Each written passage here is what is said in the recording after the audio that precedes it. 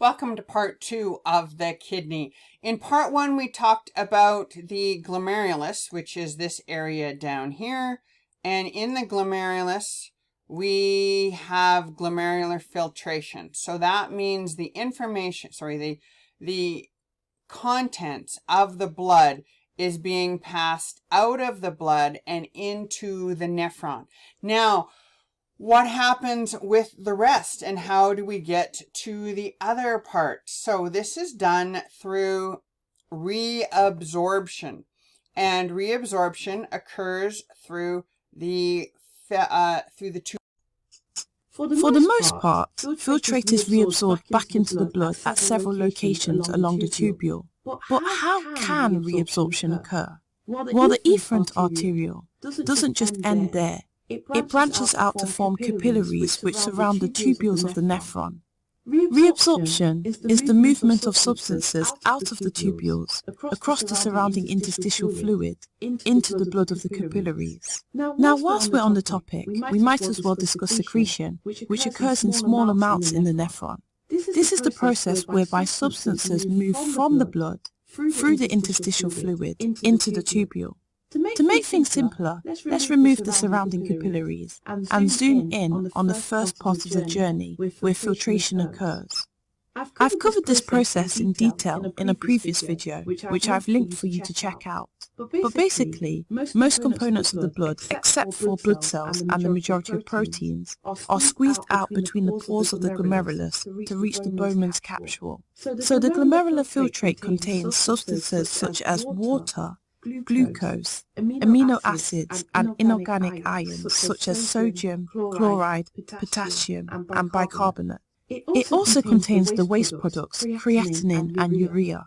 Small amounts of these substances in the blood are okay, but they are harmful in large doses, hence the body rids itself of significant amounts via the kidneys. The next destination for the filtrate is the proximal convoluted tubule. Convoluted simply means twisted or coiled. This region is lined with simple cuboidal epithelium, and substances pass from the basolateral surface to the apical surface of the cells and out into the interstitial fluid.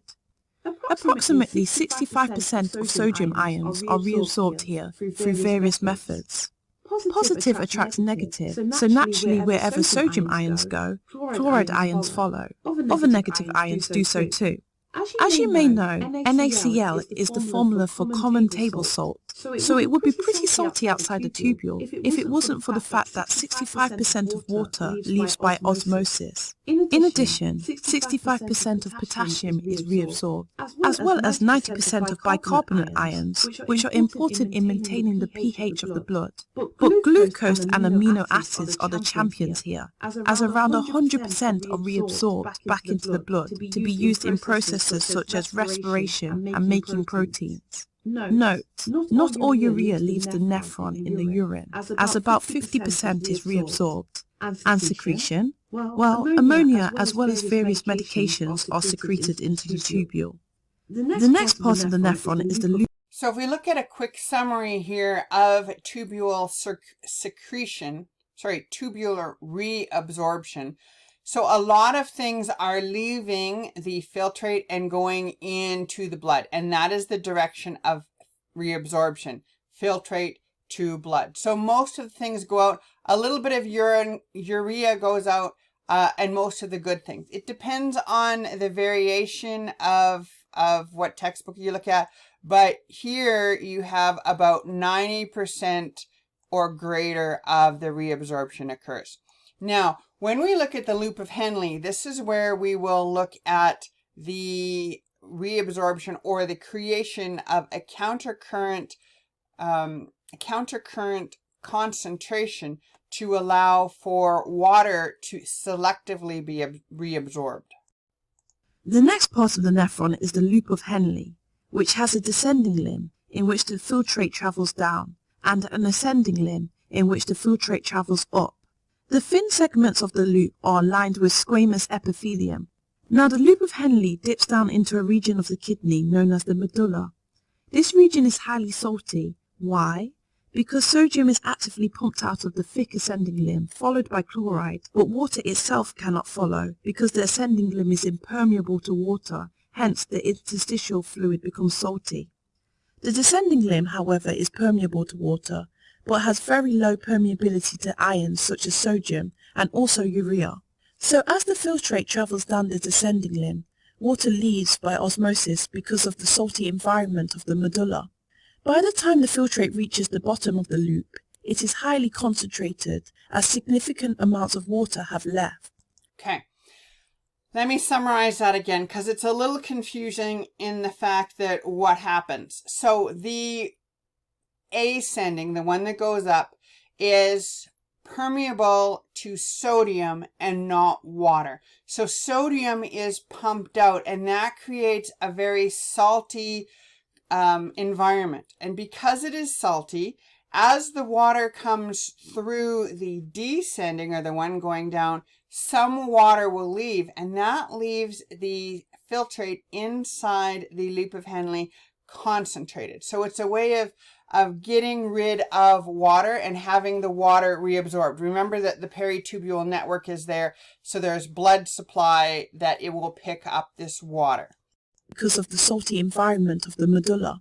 By the time the filtrate reaches the bottom of the loop, it is highly concentrated as significant amounts of water have left. However, the story is different in the ascending limb, whereby any water that remains cannot escape the filtrate. Sodium chloride, on the other hand, leaves passively from the thin ascending limb, then is actively pumped out of the thick ascending limb. After these processes have occurred, the filtrate is dilute. In total, approximately 25% of sodium chloride is reabsorbed from the loop of Henle. In order to avoid cell damage, the amount of water and salts in the blood needs to be kept regulated, and the nephron plays a vital role in this. The distal convoluted tubule, which is made up mostly of simple cuboidal cells, is the place where initial adjustments are made to the filtrate. Under the influence of the hormone aldosterone, sodium is reabsorbed, followed closely by chloride, whilst potassium or hydrogen ions are secreted into the tubule. Almost all remaining bicarbonate is reabsorbed, and although the distal tubule is normally impermeable to water, small amounts may be reabsorbed here too. Okay, so let's look at the distal convoluted tubule. So when we look at the distal convoluted tubule, we now have an area that is controlled by the hormone aldosterone. So salts can be pumped out again, and that will again return to the blood supply. Normally when salt leaves, water will leave. And also potassium, remember that potassium and sodium are together in an ATPase pump, so that can be regulated back into the blood also. And this is controlled to fine-tune the amount of water and salt needed, and it is controlled by the hormone aldosterone. And we'll get into a little more detail in aldosterone once we finish the whole nephron. The collecting duct, which is composed of principal and intercalated cells, is where the final adjustments take place before the filtrate leaves as urine. Here, sodium chloride is reabsorbed in addition to urea, although sometimes urea can re-enter the tubule at the loop of Henle in a process known as urea recycling. But what about water? Levels of water in the collecting duct are regulated by the hormone ADH, which acts to retain water in the body by enabling it to be reabsorbed back into the blood. For example, if you are dehydrated, ADH allows aquaporins, aka water channels, to be inserted into the epithelium, allowing water to be reabsorbed back into the blood. Remember, the medulla is salty, so if water is given the opportunity to leave, it will. On the other hand, if you are overhydrated, a lack of ADH will mean that the collecting duct is more or less impermeable to water, so excess water can pass out into the urine. In general, urine contains water, urea, sodium, chloride, potassium and creatinine, as well as other inorganic substances. Okay, let's go back and look at the actions of the two hormones. There's two hormones that act. One is aldosterone that acts on the distal convoluted tubule, and it acts by pumping sodium out. And as you pump sodium out, remember, pumping sodium, water will follow. So right here, you have simple cuboidal, and it will pump out the sodium. Initial adjustments are made to the filtrate. Under the influence of the hormone aldosterone, sodium is reabsorbed, followed closely by chloride. Okay, pump sodium, water will follow. Then there's the second hormone. The second hormone is ADH, Antidiuretic Hormone. ADH comes from the posterior pituitary, and it will increase the permeability of the collecting duct, and it increases the permeability by aquaporins. Where's the word here? Aquaporins. Let me find that again. But what about water? There we go. Levels of water in the collecting duct are regulated by the hormone ADH, which acts to retain water in the body by enabling it to be reabsorbed back into the blood. For example, if you are dehydrated, ADH allows aquaporins, aka water channels, to be in. So aquaporins are water channels. You open the water channels and more water moves in. Good. So we have two ways of controlling the amount of water in the that leaves the nephron and goes back into the blood. Aldosterone and ADH. Now let's look at the detail behind each. So when we look at aldosterone, aldosterone is a little trickier because it is a complicated system. Now, when we look at how aldosterone works, it is regulated. So the last step is aldosterone acting on the proximal tubule. But there are steps before then because you must have a regulator. So the regulator is what's called the juxtaglomerular apparatus or juxtaglomerular cells. So sometimes it's abbreviated the GMA for juxtaglomerular apparatus. Juxta means next to. So the juxtaglomerular apparatus is next to the glomerulus.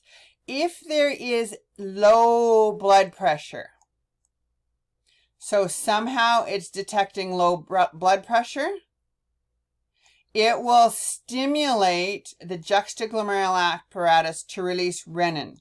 Renin acts on the liver to produce angiotensin 1, which then acts on the lung to produce angiotensin 2, which acts on the adrenal gland to produce aldosterone. Very confusing, but if you get, so this is why it's called the Renin-Angiotensin aldosterone system. Let's go through the video that the textbook supplies to give you a bit more of an idea of what's going on here. To maintain fluid and electrolyte balance, glomerular filtration should continue at a fairly constant rate, despite periodic changes in blood pressure. A key mechanism for maintaining blood pressure and, therefore, a steady glomerular filtration rate is the renin-angiotensin aldosterone system.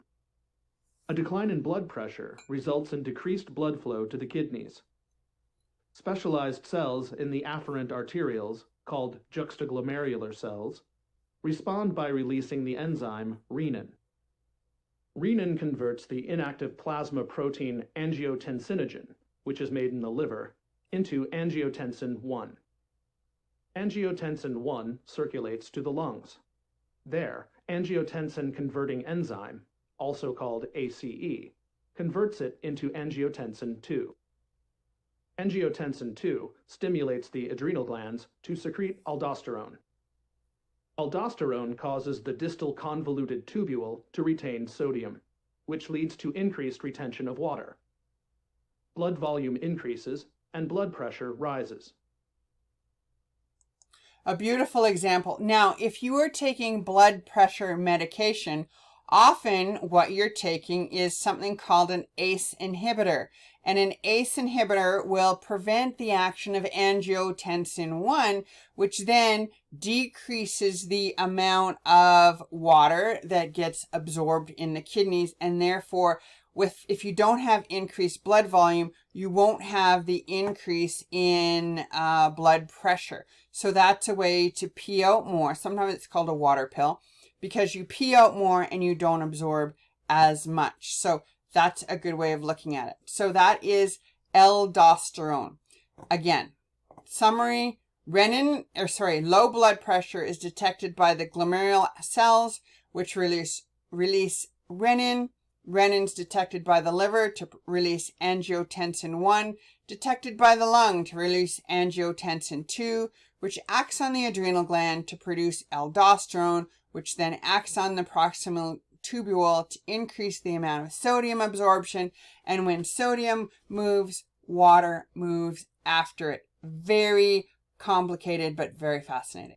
Okay, antidiuretic hormone makes you pee, and both coffee and alcohol can make you pee, and it's because of the feedback on your brain and antidiuretic hormone. And to help you remember that, here's an interesting little video that I want to show you. Both coffee and alcohol have the unfortunate tendency to make you pee? Well, aside from the fact that you may have been binge drinking both of these substances, hopefully not at the same time, there are actually some simple biological processes at work when nature decides to call. Your pituitary gland, which resides at the base of the brain, controls the release of a hormone known as antidiuretic hormone, or ADH for short.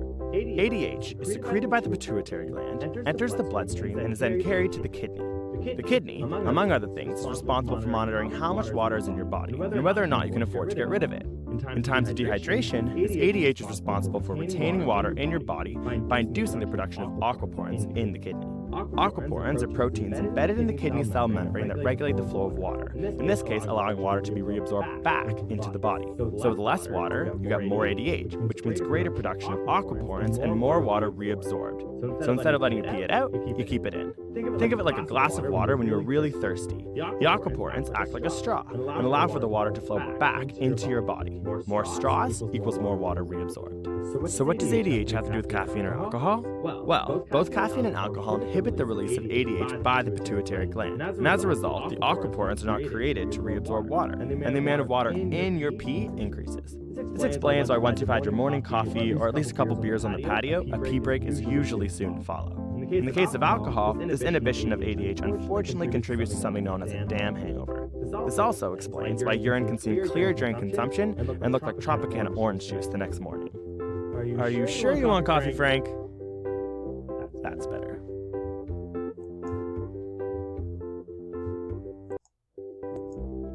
Okay, so there is an example why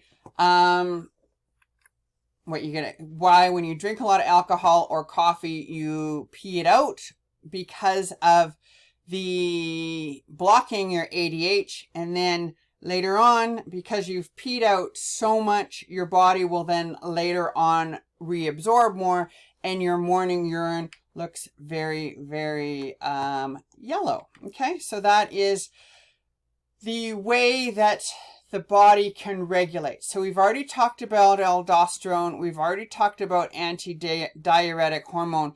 There's two other hormones that we talked about: atrial natriuretic peptide. And this is from the atrium of the heart. If the heart is overstretched, if the heart is overstretched, that means you have too high of blood pressure. So too high of blood pressure, you pump out sodium into the urine and water follows. The other one is parathyroid hormone. It doesn't affect water, it affects calcium absorption. Remember how we talked about if your calcium is low, your parathyroid releases parathyroid hormone, and that will be absorbed through the kidney. So when we're looking at the composition of urine, 95% of it is water, 5% of it is dissolved substances. It's very easy to measure a urine test. That's why often you are taking a urine test. Things you should and shouldn't find in your urine. Okay, when you're looking at the composition of your urine, quite often when you're testing it, you're looking at the color. You should be pale yellow to amber. If it's darker, that means you have poor hydration. If it's cloudy, you have bacteria, which can include an infection. Odor, your odor should be mild. If it's too sweet, you could have diabetes, or if it's, I don't know if you eat asparagus, ooh, asparagus, the sulfates go and make it very stinky. Your pH should be an average about 6, and the specific gravity is just a little over 1, and that has to do with the amount of solids in it. Now, if you look up in this textbook or in this paragraph, it talks about dissolved substances include nitrogenous waste. So your urine should have urea, uric acid, ammonia, and creatinine, and all of these are a product of breaking down proteins. Then you should also have some sulfate, potassium, sodium, potassium, and sulfate. You should not have glucose, blood, free hemoglobin, albumin, ketones, or bile pigments. That's an indicator that you have a disease. Okay, so make sure you know what's good and what's not, and you should be paying 1 to 2 liters a day. Now, when we look at the storage of urine, your body is made to store it, and it is stored in the bladder. So your kidneys create it, your ureters pass it down to your bladder, and in your bladder it is stored. Now, the neat thing about the bladder is it has this transitional epithelium, if you remember back to it. And as it stretches, it becomes more watery, or more watertight. So in this green line here, it says mucosal transitional epithelial lines it.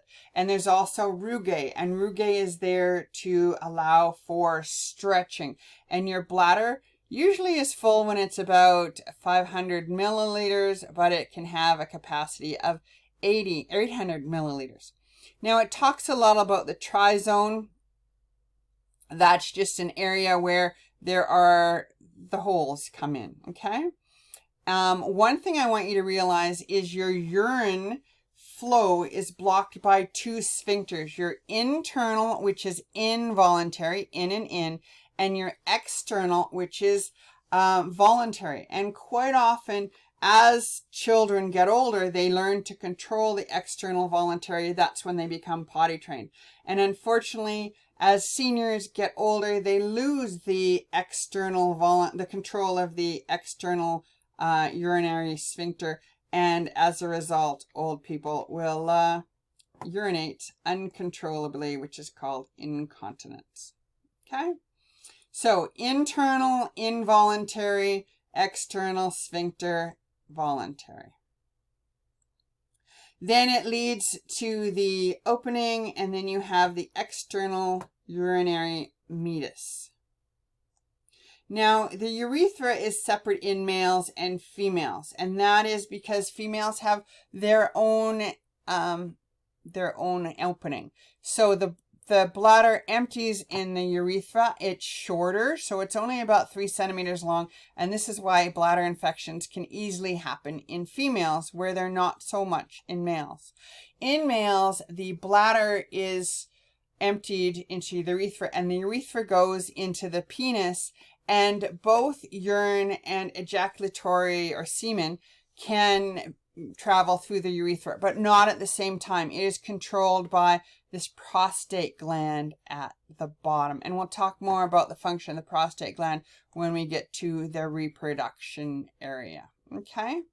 Now, urination, the process is called mituration or voiding, or all sorts of other things, going number 1.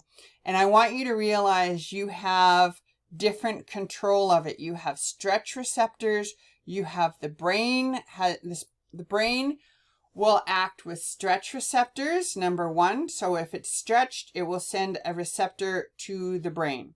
Number 2, the spinal cord sends a motor impulse to the bladder to contract.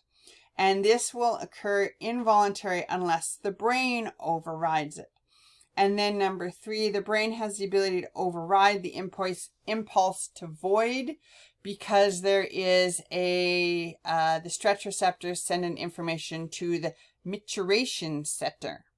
And if the time is not appropriate, you can inhibit it, and that keeps the external sphincter contracted. So it's actually quite a complex process involving receptors in the medulla, the pons, and then it also involves the cortex and stretch receptors. Good. And that is the end of excretion for you. Yay! You're done another chapter.